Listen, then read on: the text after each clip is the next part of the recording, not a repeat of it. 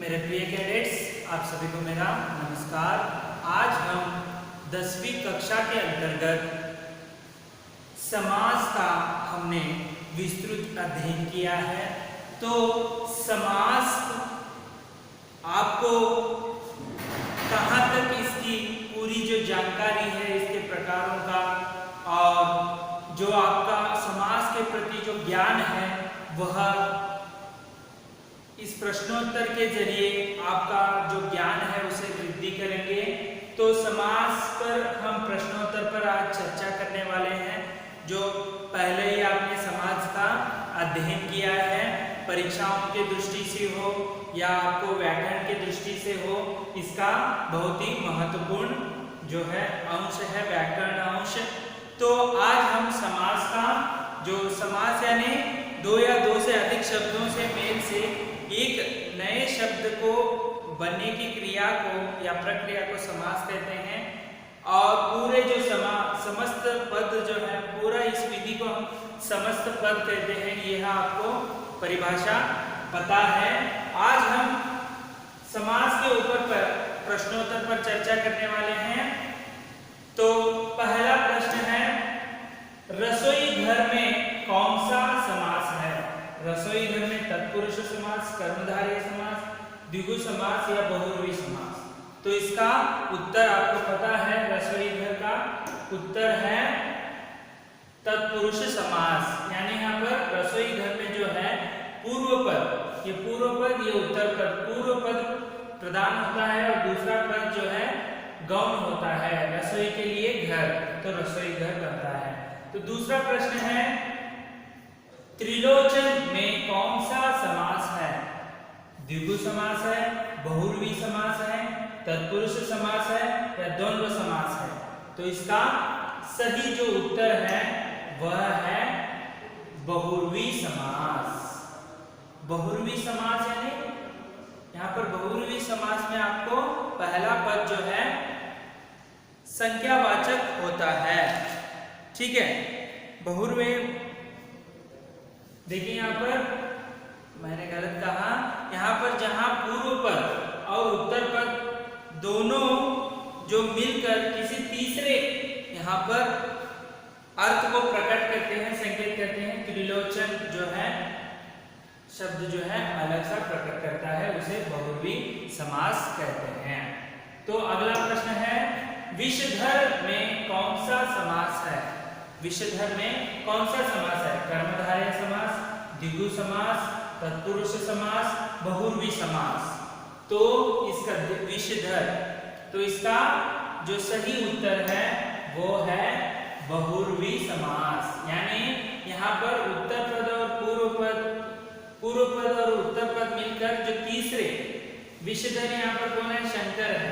तो बहुव्रीहि समास हो गया। तीसरे विष और धर दोनों पद में समस्त पद बनने पर यह किसी तीसरे को संकेत करता है, जैसे विषधर शंकर कहलाता है, इसीलिए बहुव्रीहि समास कहलाता है।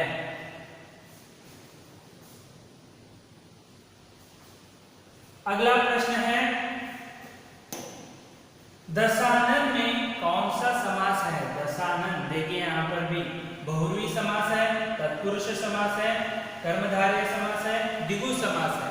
तो इसका सही उत्तर है बहुव्रीहि समास। क्यों बताइए? 10 आनन वाला, 10 कान वाला है। यहाँ पर आनन, दशानन कौन होता है?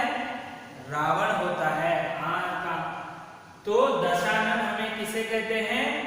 रावण को कहते हैं। दूसरे पद को संकेत कर रहा है कि नहीं, इसीलिए यह बहुव्रीहि समास है।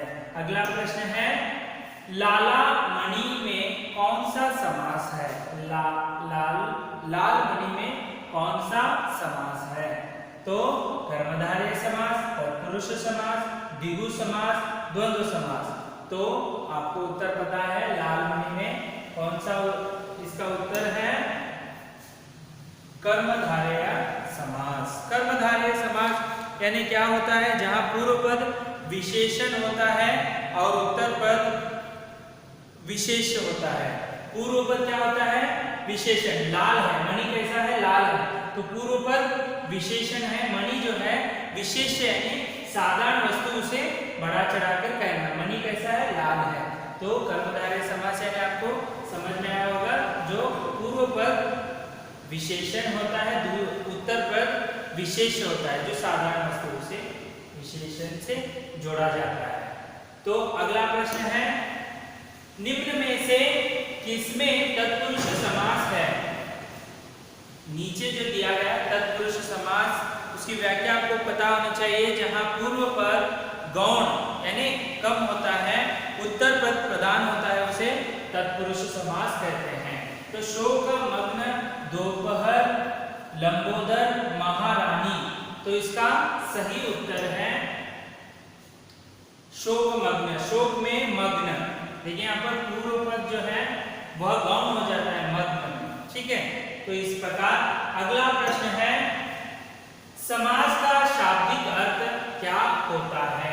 विस्तार, संक्षेप, विच्छेद, विग्रह। समास का इसका मूल जो शाब्दिक अर्थ होता है, उसका सही उत्तर है संक्षेप में जो है उत्तर इसका हो जाता है। जैसे विषधर, विष को धरने वाला कौन है? शंकर है, विषधर संक्षेप में आ जाता है। अगला प्रश्न है, यथाशक्ति में किस प्रकार का समास है? यथाशक्ति में तो बहुव्रीहि समास है, या अव्ययी भाव समास है, द्विगु समास है, या तत्पुरुष समास है? तो इसका सही उत्तर है यथाशक्ति का अव्ययी भाव समास। इसका ये एक अंश होता है, पूर्व पद जो है यथा, यह अव्ययी समास, अव्ययी भाव को प्रकट करता है, इसीलिए पूर्व पद क्या होता है? अव्यय होता है, उसे हम क्या कहते हैं? अव्ययी भाव समास कहते हैं। अगला प्रश्न है, राधा कृष्ण में कौन सा समास है? देखिए तो आपको यह पता होना चाहिए, राधा कृष्ण। तो देखिए यहाँ पर अव्ययी भाव समास है, द्वंद्व समास है, द्विगु समास है, या बहुव्रीहि समास है? तो इसका सही उत्तर है, सही कहा आपने, द्वंद्व समास, क्योंकि पूर्व पद और उत्तर पद दोनों ही प्रधान होते हैं। देखिए यहाँ पर राधा भी प्रधान है और कृष्ण भी प्रधान है, इसीलिए द्वंद्व समास होता है। अगला प्रश्न है, राजकन्या में कौन से समास हैं? तो राजकन्या में कौन सा समास है? बहुव्रीहि समास है, या तत्पुरुष समास है, कर्मधारय समास, या द्विगु समास? तो इसका सही उत्तर है तत्पुरुष समास।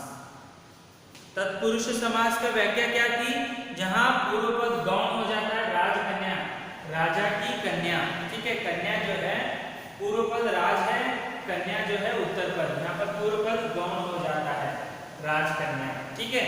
उसी प्रकार अगला जो है, निम्न में से बहुव्रीहि समास कौन सा है? निम्न में से बहुव्रीहि समास, बहुव्रीहि समास का व्याख्या किस प्रकार है? जो किसी दूसरे को संकेत करता है, दोनों पूर्व और उत्तर पद मिलकर जो है किसी तीसरे को संकेत करता है। जन्म, जन्मांध, जीवन मुक्ति, दशा, दयासागर, चक्रधर। तो इसका सही उत्तर है, सही कहा आपने भी, चक्रधर। जो चक्र को लेता है हाथ में, उसे हम कृष्ण कहते हैं, चक्रधर यानी कृष्ण को हम कहते हैं। अगला प्रश्न है, परमेश्वर में कौन सा समास है? तत्पुरुष समास, बहुव्रीहि समास, कर्मधारय समास, द्वंद्व समास। तो परमेश्वर में जो इसका सही उत्तर है वो है कर्मधारय समास, यानी पूर्व पद यहाँ पर जो है क्या है? यहाँ पर विशेषण है और उत्तर पद जो है विशेष है। परमेश्वर, ईश्वर, परम आत्मा जो है परमेश्वर जैसा है, इसीलिए, ठीक है।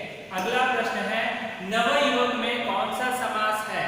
नवयुवक में कौन सा समास है? बहुव्रीहि समास, तत्पुरुष समास, या द्विगु समास, या कर्मधारय समास? तो इसका सही उत्तर है नवयुवक जो है कर्मधारय समास, यानी पूर्व पद यहाँ पर नव, युवक कैसा है? नवा है, यानी नवजवान है, तो यहाँ पर पूर्व पद विशेषण है, जो नवयुवक है, नवयुवक ऐसे कर्मधारय समास होता है। पूर्व पद विशेषण, विशेष युवक जो है साधारण वस्तु या साधारण ये है। ठीक है, अगला प्रश्न है गौरी शंकर में कौन सा समास है? गौरी और शंकर दोनों है, देखिए द्वंद्व समास, द्विगु समास, कर्मधारय समास, तत्पुरुष समास। तो आपको इसका उत्तर पता है, इसका उत्तर है द्वंद्व समास, क्योंकि गौरी और शंकर दोनों पद ही प्रधान है, इसीलिए यह द्वंद्व समास हो जाता है। अगला प्रश्न है मनमौजी में कौन सा समास होता है? मनमौजी में कौन सा समास है? बहुब्रूवी समास है, तत्पुरुष समास है, कर्मधारय समास या अव्ययीभाव समास? तो इसका सही उत्तर है तत्पुरुष समास। तत्पुरुष समास यानी क्या होता है? यहाँ पर पूर्व पद गौण हो जाता है। मनमौजी, मन जो है वह पूर्व पद है, मौजी जो है यहाँ पर जो है प्रधान हो जाता है। उसी प्रकार अगला प्रश्न है धर्मा धर्म में कौन सा समास है? धर्मा धर्म में द्विगु समास, द्वंद्व समास, कर्मधारय समास, इनमें से कोई नहीं। तो इसका सही उत्तर है द्वंद्व समास। धर्मा और धर्म दोनों जो है प्रधान है, दोनों शब्द ही प्रधान है, इसीलिए यह द्वंद्व समास कहलाता है। अगला प्रश्न है प्रत्येक में कौन सा समास होता है? तत्पुरुष समास, कर्मधारय समास, अव्ययीभाव समास, द्वंद्व समास। तो आपको पता है अव्ययीभाव समास का उदाहरण है, क्योंकि पहला शब्द जो है प्रति, यह अव्ययीभाव जो है अव्ययी शब्द है, इसीलिए प्रत्येक जो है इसे प्रति, एक प्रति जो है यह अव्ययी शब्द है। तो अगला प्रश्न है यहाँ पर देखिए प्रति जमा एक प्रत्येक है, इसीलिए प्रति जो है अव्ययी है, इसीलिए इसे हम अव्ययीभाव समास कहते हैं। अगला प्रश्न है पल पल में कौन सा समास है? पल पल में कर्मधारय समास, अव्ययीभाव समास, तत्पुरुष समास, द्विगु समास। तो इसका पल पल का जो समास है प्रकार वह है अव्ययीभाव समास। पल पल ये भी जो है पहला पद अव्ययी है। माल गोदाम में कौन सा समास है? कर्मधारय समास, तत्पुरुष समास, द्वंद्व समास और द्विगु समास। इसका सही उत्तर है तत्पुरुष समास। तत्पुरुष यानी पूर्व पद गौण होता है, माल गोदाम जो है उत्तर पद है, तो यहाँ पर गोदाम जो यहाँ पर प्रधान हो जाता है। तो आपको जो समास मैंने पढ़ाया है उसका जो ज्ञान के आपको कितना जो है ग्रहण किया है, उसका जो यहाँ पर परीक्षा के लिए मैंने यहाँ पर प्रश्नोत्तर की जो है ऑब्जेक्टिव टाइप आपके लिए प्रश्नोत्तर लाए हैं, ताकि आपको फिर से इसका ज्ञात जो है हो जाए। तो अगला प्रश्न है बार बार में कौन से समास है, यानी कौन सा समास है? तत्पुरुष समास, अव्ययीभाव समास, कर्मधारय समास, द्विगु समास। तो इसका सही उत्तर है अव्ययीभाव समास। बार जो है ये भी अव्ययी शब्द है, इसीलिए पूर्व पद। तो अगला प्रश्न है कर्महीन में कौन सा समास होता है? कर्महीन में तो अव्ययीभाव समास है या तत्पुरुष समास है, कर्मधारय समास है, इसमें से कोई नहीं। तो इसका उत्तर है तत्पुरुष समास, यानी पहला पद जो है गौण होता है, हीन जो है यह प्रधान हो जाता है, इसीलिए यह तत्पुरुष समास है। अगला है कापुरुष। कापुरुष में कौन सा समास होता है? कर्मधारय समास, तत्पुरुष समास, द्वंद्व समास और द्विगु समास। तो इसका सही उत्तर है कर्मधारय समास, जो पूर्व पद विशेषण है। का पुरुष कैसा है? का, ठीक है, इसीलिए यह जो है कर्मधारय समास, पूर्व पद विशेषण, उत्तर पद विशेष्य होता है। अगला प्रश्न है किस समास का पहला पद संख्यावाचक होता है? जो पूर्व पद संख्यावाचक होता है उसे हम क्या कौन सा समास कहते हैं? द्वंद्व समास, द्विगु समास, कर्मधारय समास, तत्पुरुष। सही है, उसे हम द्विगु समास कहते हैं। तो इस प्रकार अगला प्रश्न है, किस समास में दोनों पद मिलकर तीसरे पद की ओर इशारा करते हैं? यानी तीसरे पद की ओर इशारा या संकेत करते हैं, उसे हम कर्मधारय समास कहते हैं, तत्पुरुष समास कहते हैं, बहुव्रीहि समास कहते हैं। इसमें से कोई नहीं। सही है, आपने सही गेस किया, बहुव्रीहि समास है। तो इसका उत्तर होगा बहुव्रीहि समास, यानी तीसरे की ओर जो है इशारा या संकेत करता है। तो अगला प्रश्न है, घनश्याम में कौन सा समास है?